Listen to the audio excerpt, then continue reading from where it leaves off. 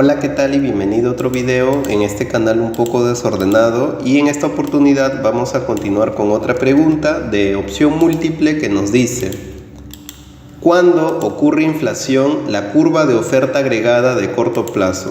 Y allí tenemos algunas alternativas. Bueno, nosotros debemos recordar lo siguiente: la OAC, la curva de oferta agregada de corto plazo, tiene dos determinantes.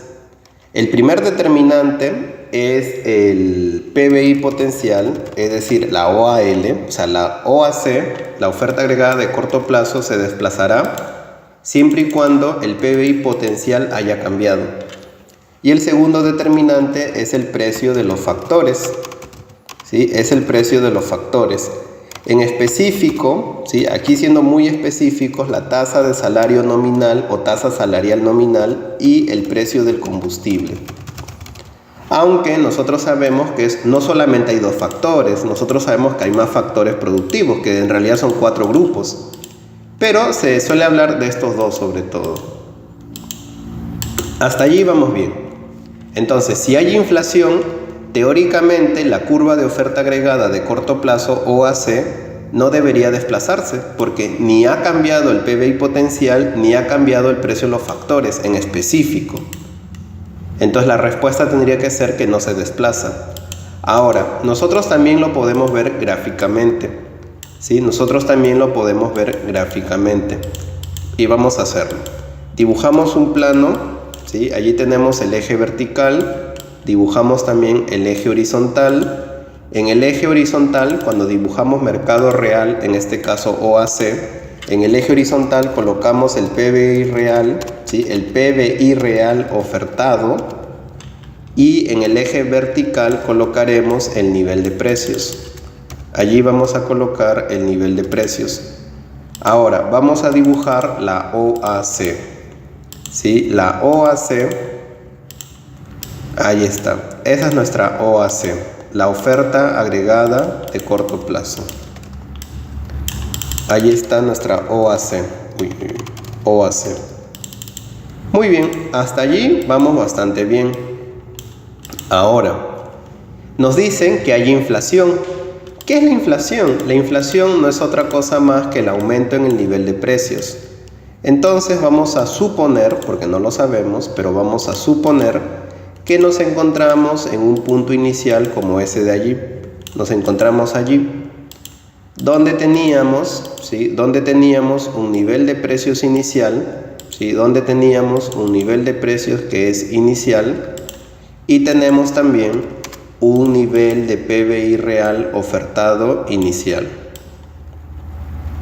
Ahí está. Un momento para hacerlo lo más derecho posible todo. Ahí está. Entonces, ese de allí sería nuestro punto inicial, ¿sí? Ese es nuestro punto inicial. Ahora, si hay inflación, ¿qué significa? Que el nivel de precios aumenta.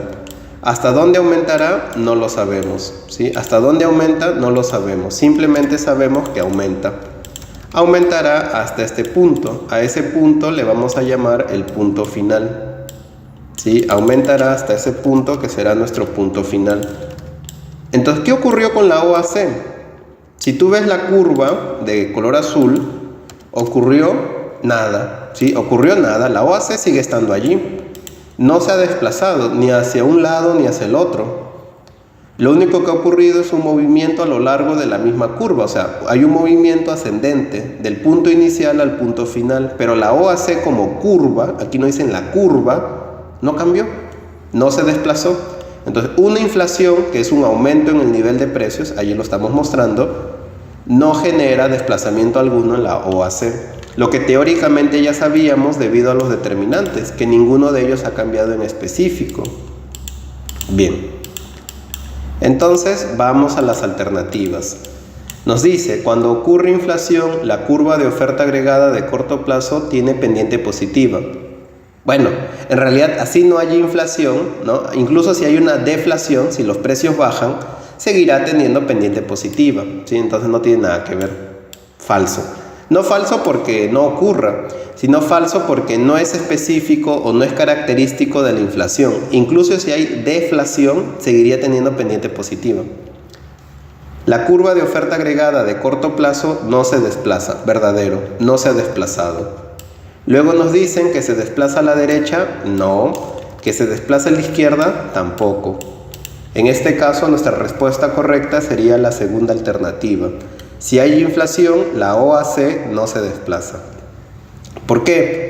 Porque la inflación no es uno de sus determinantes y porque gráficamente vemos que la curva no se ha movido. Solamente ha habido un movimiento a lo largo de la curva, más no un desplazamiento de la curva.